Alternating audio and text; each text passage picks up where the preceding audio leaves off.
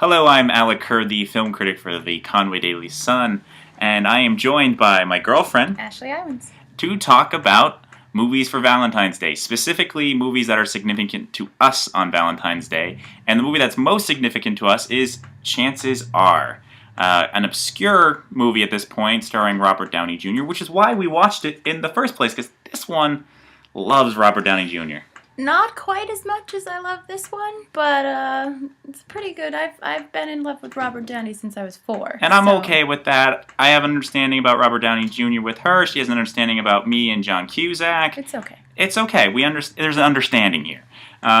Chances Are is, well, why don't you try explaining it? It's a little complicated. Chances Are is kind of like a modern-day Shakespearean twist type of thing. Sybil Shepherd, the other star in the movie, her husband dies. And 23 years later is reincarnated as Robert Downey Jr., who ends up meeting Sybil Shepherd's daughter, His daughter, goes on a date with her, and then comes home to meet Mom, or his wife. And all the memories come flooding back at this point. And he learns things about his best friend, and he learns things about his marriage. He learns things kind of about himself as his past life and as his former life that he has to kind of go around and deal with. And it gets very, very complicated because it is very Shakespearean. It's like one of those Shakespearean mistaken identity comedies, except that the identities are all in one body, basically. And the daughter, played by Mary Stuart Matheson, is trying to hit on Robert Downey Jr., who is grossed out now because he realizes it's his daughter, and he's trying to mac on his former wife, and it's all crazy, but it ends up ending very sweetly. And everything sorts itself out. Yes. And the reason this is significant is that we first said "I love you" to each other after we watched this movie, and so it will always have a very special place in our hearts. And you should watch it, because it might stir those kind of feelings in you as well. And there's a pretty epic song with Cher and some other guy I can't remember at the moment, which is the song that was playing when we said those dashing words to each other. Yes, that is not our song, no. No. We'll save that for another video, perhaps. And then the other movie that's kind of pretty significant for us is Pretty in Pink, because this is our second Valentine's Day together, but our first where we can actually physically be together because we were separated for various reasons last year.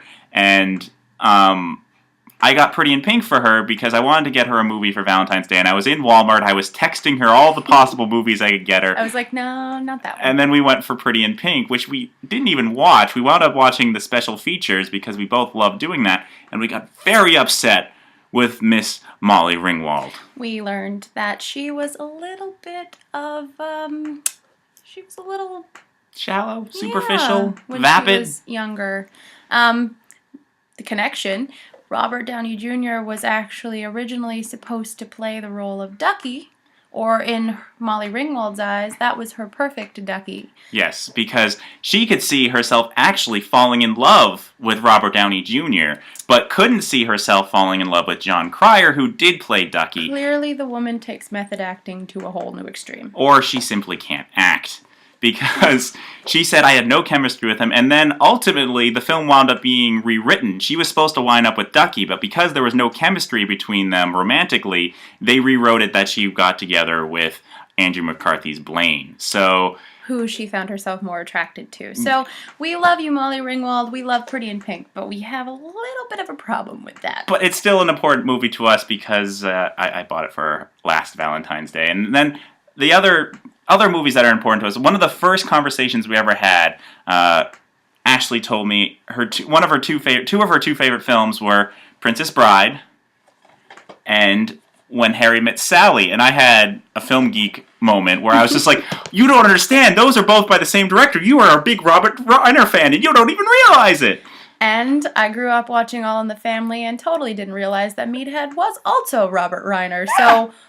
Mind blown. Boom, blew the mind. And those are both great films to watch on Valentine's Day. I mean, When Harry Met Sally is like a quintessential romantic film. It's essential.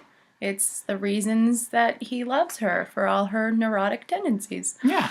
And if you can get past all those neurotic tendencies with somebody, you should be with them.